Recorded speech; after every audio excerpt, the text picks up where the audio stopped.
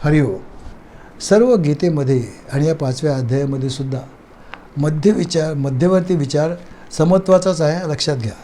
5व्या अध्यायातल्या 18 आणि 19व्या श्लोकामध्ये भगवंतांनी परत समत्वाचाच विचार म्हणला आहे बघा. तिथे काय म्हणाले तिथे असं म्हणाले की विद्या विनय संपन्ने ब्राह्मणे गवी हस्तिनी शुनीचैव स्वपाकेच पंडितः समदर्शिनः. तिथे सम आलं. पुढच्या श्लोकात म्हणाले इहैवतैर्जितस्सर्गो येषां साम्ये स्थितं मनः निर्दोषम ही समम ब्रह्म तस्मात् ब्रह्मणि ते स्थितः. प्रत्येक ठिकाणी समत्व आलंच, हे सगळंच आहे. आणि समत्वाची भावना वाढवणं, भेदामधूनही अभेदाचं दर्शन कसं घ्यावं याचा सविस्तर अभ्यास आपण त्या अध्यायाचा विचार केला तेव्हा केलाच आहे. आता या कर्मयोगाच्या माध्यमातून अंतःकरणाची शुद्धता झाली आहे, खरं आहे, हे सत्य आहे की शुद्धता झाली. आता काय करायचं आहे? श्रद्धेने आणि भक्तीने आपलं मन आणि बुद्धी भगवंताकडे लावायचे. आणि ते कसं योग्य आहे हे 5व्या अध्यायाच्या माध्यमातून आपण पाहिलं, शंकाच नाही. पण अजूनही मंडळी एक अडचण राहते बरं का. एक अडचण राहते. मनातली किलमिश, मनातली पापभावना, मनातले कामक्रोध आणि मनाची नष्ट होत नाही. तो मनाची एकाग्रता आणि सूक्ष्मता साधणं बाकीच राहतं अजून. आणि ते ध्यान अभ्यासाने साध्य करावं लागतं. त्याचं सविस्तर वर्णन 6व्या अध्यायात येणार आहे, ते खरंच आहे. पण त्याचीच छोटीशी झलक भगवंताने आपल्याला 5व्या अध्यायातल्या 27 आणि 28 श्लोकात सांगितली होती. ते आपण नुकतेच ते श्लोक बघितलेले आहेत. स्पर्शान कृत्वा बहिर्बाह्यापासून तर ते अगदी यश सदा मुक्त एव सहापर्यंत या श्लोकांचा अभ्यास आपण केला आहे. या 5व्या अध्यायातला शेवटचा श्लोक महत्त्वाचा आहे बरं का. भोक्तारम यज्ञ तपसाम. आता काय असतं, आपण निरनिराळ्या वस्तूंचा भोग तर घेतच असतो, पण हे खरे भोग कोणाला मिळतात हो? प्रत्येक भोग त्या इंद्रियाची जी अधिष्ठात्री देवता असते ती घेत असते.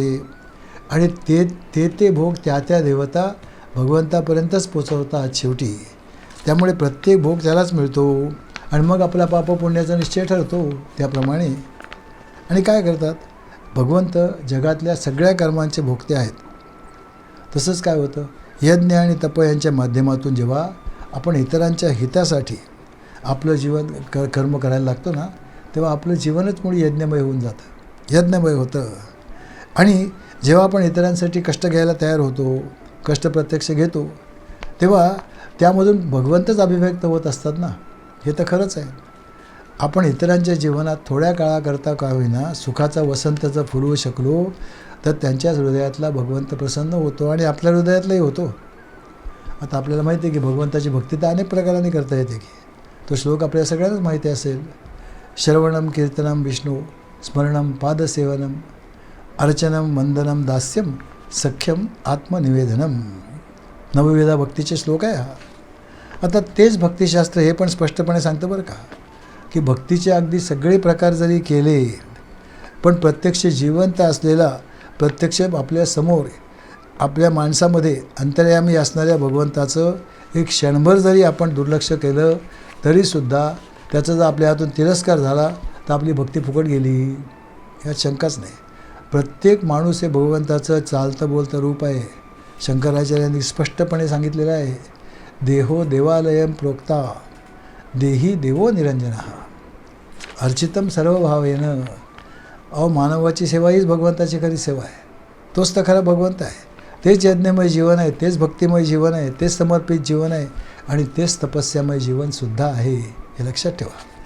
आणि हे खरंच आहे. भगवंत सर्व लोक महेश्वरम आहेत, म्हणजे सर्व लोकांचे आणि त्यातले सर्व जीवांसाठीच ते आहेत. आणि कसे आहेत? सुहृदम सर्व भूतानाम. सगळ्या लोकांचे मित्र आहेत हो. भगवंताला कसं जाणायचं आहे? भगवंताला 3 प्रकाराने जाणायचं आहे. प्रत्येकाच्या रूपाने भगवंतच अभिव्यक्त होत आहेत, सर्व रूपं त्याचीच आहेत. हे आहे भगवंताचं प्रत्यक्ष दर्शन, ह्याला म्हणतात प्रत्यक्ष दर्शन.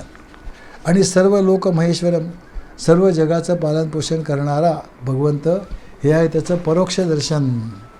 आणि सुहृदम सर्व भूतानाम, आपल्या स्वतःच्या स्वरूपातच भगवंताचं दर्शन घेणं.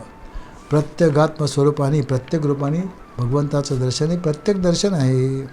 म्हणजे पहा, 3 प्रकारांनी भगवंताचं दर्शन घेणं हे त्याचं खरं दर्शन होतं. आता प्रत्यक्ष दर्शन जे आहे हे कसं आहे, भावनात्मक आहे. आपल्यासमोर येणारा प्रत्येक माणूस भगवंतच आहे ही भावनाच आहे. खरं कोणाला माहिती आहे? तो खरा कसा आहे, चांगला आहे का वाईट आहे, आपल्याला काहीच माहीत नाही, पण आपण तशी भावना करतो. म्हणजे प्रत्यक्ष दर्शन हे भावनात्मक आहे. आता परोक्ष दर्शन. परोक्ष दर्शन काय होतं? शास्त्रसंमत विचाराप्रमाणे सर्व दृष्टीचे सर्व व्यापार चालवणारा भगवंतच आहे. सर्व लोक महेश्वरम, हे परोक्ष दर्शन आपण बघितलं. आणि तिसरं स्वतःच्याच रूपात त्याचं प्रत्यक्ष दर्शन घेणं, अनुभव घेणं, सुरदम सर्व भूतानाम याचा, हे हे दर्शन झालं, प्रत्येक दर्शन. आता आपल्यासोबत आपल्या साक्षात लक्षात आलं असेल की आत्तापर्यंत आपण ज्या काही साधना पाहिल्या, कर्मयोग पाहिला, भक्तियोग पाहिला, त्या प्रकृतीवर, स्वतःच्या वागणुकीवर, स्वभावावर नियंत्रण करणं त्यासाठी असतात. आपण प्रकृतीवर नियंत्रण प्राप्त करायची साधना जेव्हा करतो ना, तेव्हा आपण करता असतो, मी करतो, हे खरंच आहे. कारण त्यात प्रयत्न असतो. त्या साधनेची कर्तृत्व आणि प्रयत्न असल्यामुळे आपलं व्यक्तित्व जास्त कडक व्हायला लागतं. आपण अनेक वस्तू आणि व्यक्तींचा त्यासाठी त्याग जरूर करतो, पण तो त्याग मी केला हा अभिमान पण बाळगतो आणि तोच भगवंतामध्ये आणि आपल्यामध्ये मोठा अडथळा ठरतो. यालाच म्हणतात मायाशक्ती, दुसरं काय. आता आपण ज्या दृढ व्यक्तिमत्वाचं समर्पण भगवंताच्या चरणी झाल्याशिवाय पुढचा मार्ग मिळत नाही, हे नक्कीच आहे. म्हणजेच काय होतं, प्रथम भगवंताचं प्रत्यक्ष रूपात दर्शन ही झाली भक्ती साधना.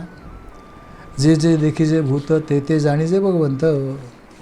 नंतर भगवंताचं परोक्ष दर्शन, शास्त्रांचा अभ्यास करायचा, त्यातून जाणायचं की तो सर्व लोक महेश्वरम आहे. ही आहे ज्ञानसाधना. आणि प्रत्येक रूपाने, प्रत्येकात्म रूपाने, स्वतःच्या स्वरूपाच्या रूपाने भगवंताला जाणणं ही आहे अध्यात्म साधना. या 5 अध्यायात आत्तापर्यंत आपण ज्या ज्या साधना शिकलो त्या आहेत जीवन सुधारण्याच्या साधना, जीवनावर नियंत्रण मिळवण्याच्या साधना.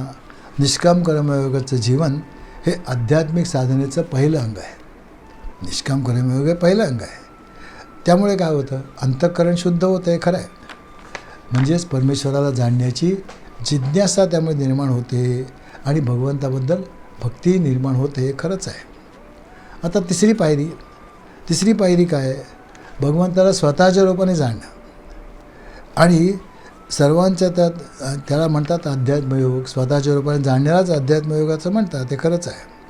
आणि या सर्वाचा फायदा काय आहे, समत्वाची निष्ठा प्राप्त होणं, प्रगाढ अशी आंतरिक शांती मिळवणं. म्हणजे कर्मयोगाच्या मार्गाने काय केलं, व्यावहारिक समत्व मिळवलं. भक्तियोगाच्या द्वारे भावनात्मक समत्व, ज्ञानयोगाच्या द्वारे चैतन्यात्मक समत्व, म्हणजे सर्वांमध्ये तेच चैतन्य आहे जाणणं. आणि योगशास्त्राने काय करायचं, सर्वात्म भाव समत्व प्राप्त करणं. या 4 प्रकाराने समत्व प्राप्त व्हावं, म्हणूनच आध्यात्मिक साधना करायची असते. आता हा जो 6वा अध्याय बहिरंग आणि अंतरंग साधना आपल्याला अधिक विस्ताराने भगवंत सांगणार आहेत. त्याला आपण सुरुवात करूया. त्यातला आता पहिला श्लोक घेऊया. मी आपल्याला सांगितलं की 5व्या अध्यायापर्यंत कर्माचा विचार झाला, कर्मसिद्धांत, कर्मयोगाचा सिद्धांत, हे सगळं पाहिलं. 6व्या अध्यायात आता अष्टांग योगाबद्दल आपल्याला विवेचन करायचं आहे. कर्मयोग काय, भक्तियोग काय, अष्टांग योग काय किंवा ज्ञानयोग काय, या सगळ्या साधनांचा एकत्र मिळून जर एखादं नाव द्यायचं असेल ना, तर त्याला अध्यात्मयोग असं म्हणता येईल. अध्यात्मयोग शेवटी काय, जे काही जीवनात घडतं आणि जीवन चांगलं व्हावं, हे सर्व योगांचं साध्य आहे की नाही. आणि हाच एकमेव अध्यात्मयोग आहे, हे खरंच आहे. त्याचा विचार करताना भगवंतांनी या अध्यायात प्रामुख्याने आपल्याला अष्टांग योगाचा विचार दिला आहे. पण अध्यायाची सुरुवात मात्र भगवंत कशी करतायत पहा. या अध्यायाची सुरुवात करताना भगवंताची सुरुवात करतायत ती संन्यासी आणि योगी यांची तुलना करून करतायत. जो खरा संन्यासी आहे तोच योगी आहे असं ते म्हणतायत. आता अध्यात्मयोगाचं विवेचन करताना संन्यासी कोणाला म्हणावं, योगी कोणाला म्हणावं, आणि यासाठी संन्यास आणि योग शब्दांचे खरे अर्थ काय आहेत हे भगवंत सांगतायत आपल्याला. ते काय म्हणतात ते आपण जाणून घेऊया, म्हणजे समजेल आपल्याला ते संन्यासाचं विवेचन का करतायत ते. 6व्या अध्यायातला पहिला श्लोक आहे पहा. ओम श्री परमात्मने नमः. अथ षष्ठोऽध्यायः. श्रीभगवानुवाच. अनाश्रितः कर्मफलं कार्यं कर्म करोति यः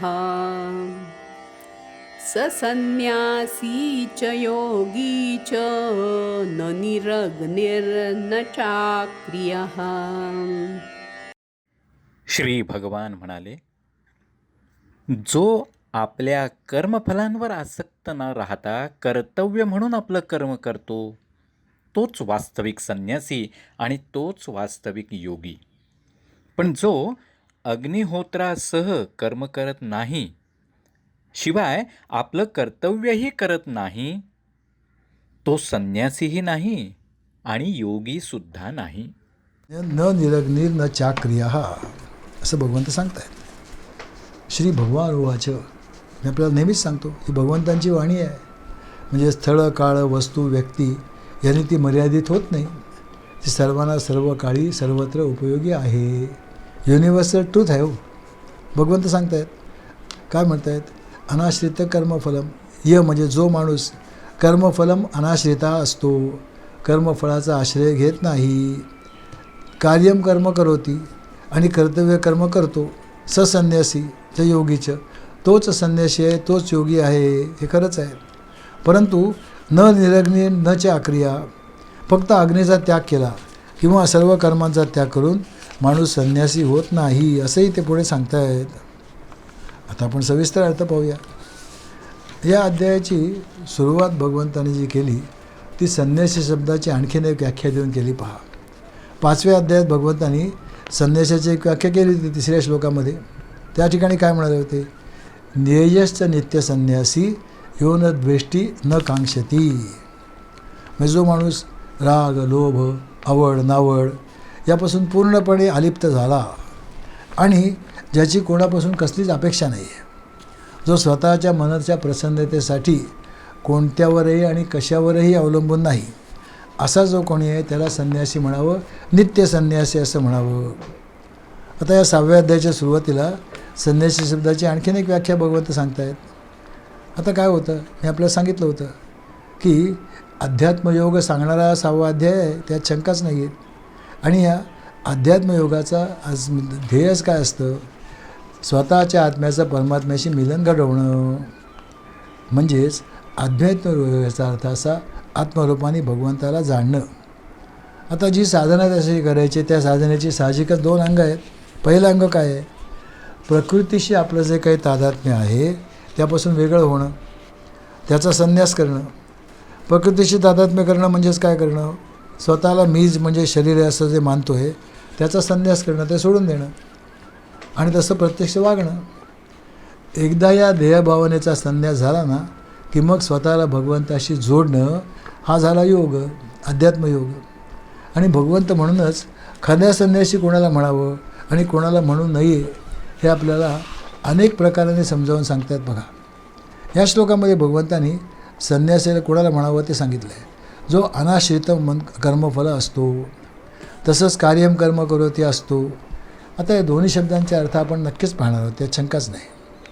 पण या श्लोकाच्या शेवटी भगवंतांनी असं सांगितलं की जो केवळ निरग्नी आहे आणि केवळ अक्रिय आहे तो मात्र संन्यासी किंवा योगी नाही, हेही जाणावं. आता प्रथम आपण या निरग्नी आणि अक्रिय शब्दांचा अर्थ जाणून घेऊ, म्हणजे मग भगवंत संन्यासी कोणाला म्हणतात ते आपल्या लक्षात येईल. आता बघा ना, निरग्नी म्हणजे ज्यांनी अग्नीचा पूर्णपणे त्याग केला आहे असा, आणि अक्रिय म्हणजे ज्यांनी सर्व क्रियांचा सर्व कर्मांचा त्याग केला आहे असा.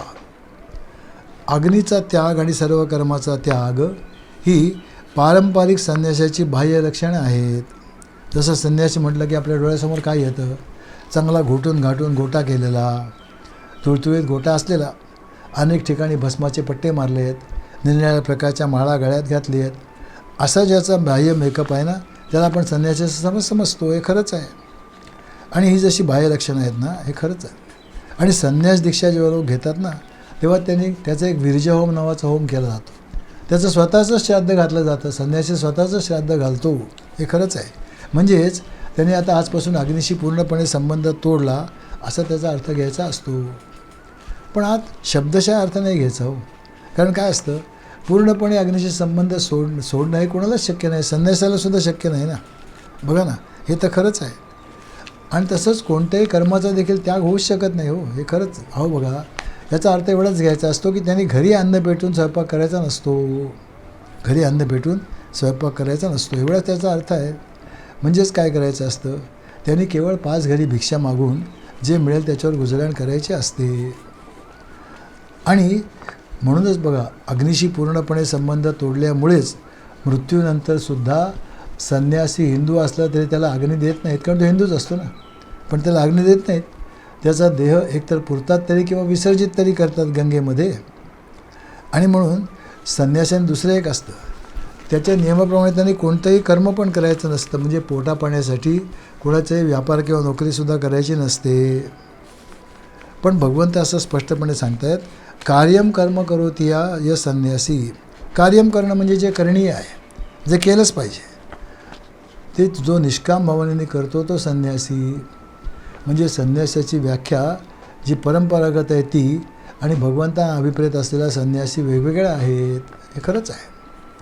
मी आपल्याला नेहमीच सांगतो की गीतेमध्ये गीतेमध्ये धर्माचं तत्त्वज्ञान पूर्णपणे अंमलात आणलेलं आहे, त्यात शंकाच नाही आहे. पण भगवंत पोथीनिष्ठ नाहीत हो.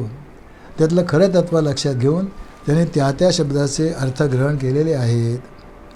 आणि खरंच आहे, जो परंपरागत अर्थ आहे संन्यासाचा तो आपण पाहिला, त्याचं तात्पर्य तरी काय हो, संन्यासांनी चुलीसकट नवीन संसार मांडायचा नसतो एवढंच ना.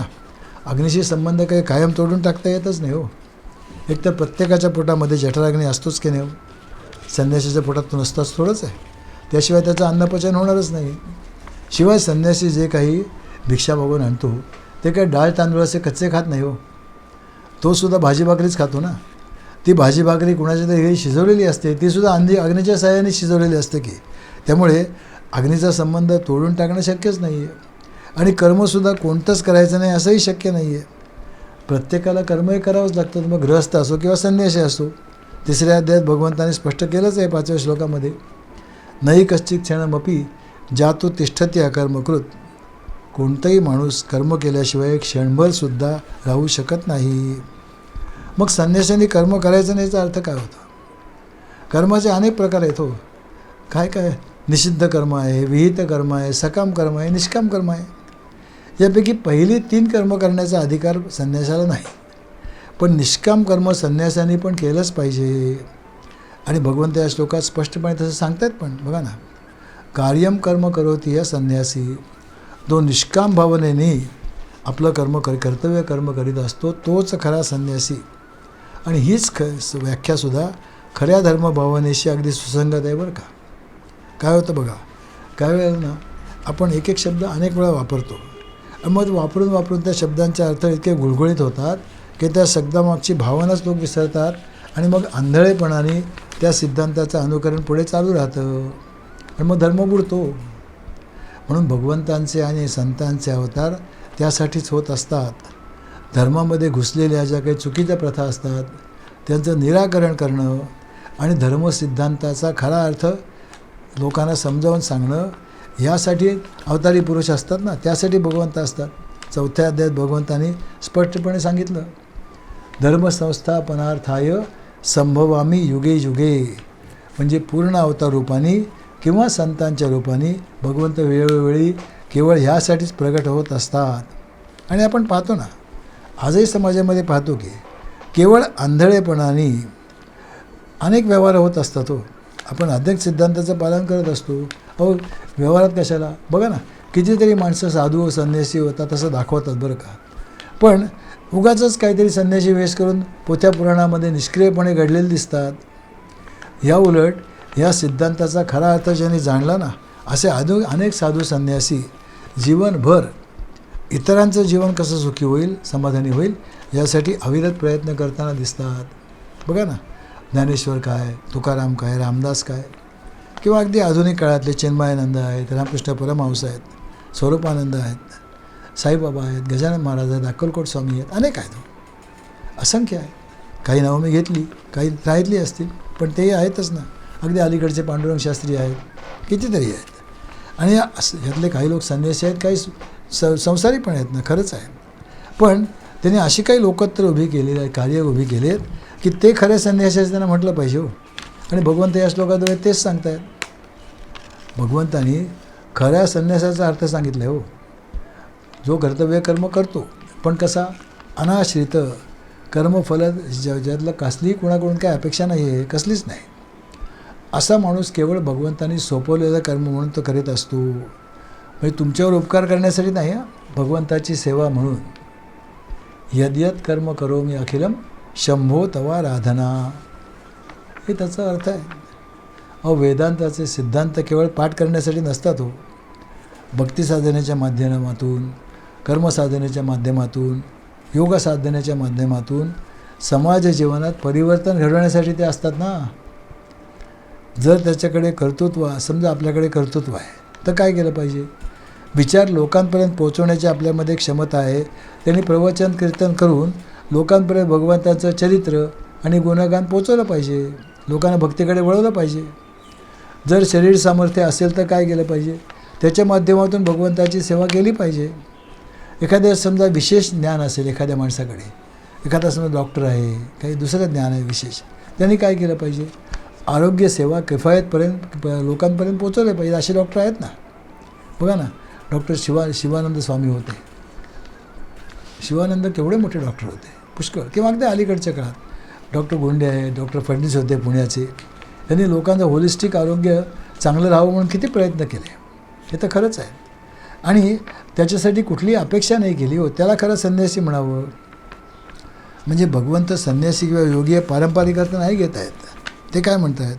जे जे काही तुम्हाला शक्य आहे, समजा तुम्हाला योगशास्त्राचं चांगलं ज्ञान आहे, ते लोकांना द्या ना. त्यामुळे लोक निरोगी राहतील.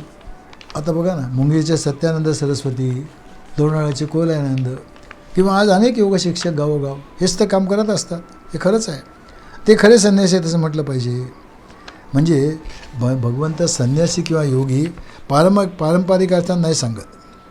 ते म्हणत आहेत सर्व विहित कर्म जो करतो, योग्य कर्म करतो, पण त्या कर्माचं फळ अमुकच मिळालं पाहिजे असा दुराग्रहाचा नसतो. निष्काम भावनेने, निस्वार्थपणे परमेश्वराची सेवा या बुद्धीने कर्म करीत असतो. आणि त्यामुळे काय होतं? आंतरिक समाधान, प्रसन्नता, समत्वाची बुद्धी त्याला प्राप्त होते. त्याला भगवंत संन्यासी असं म्हणतायत. आणि तोच योगी आहे असंही सांगतायत. आता जो संन्यासी आहे तोच योगी, या दोघांमध्ये काही भेद नाही का हो? ह्या शंकेचं समाधान भगवंत पुढच्या श्लोकात करणार आहेत. तो अर्थात आपण पुढच्या प्रवचनात पाहूया. हरिओम.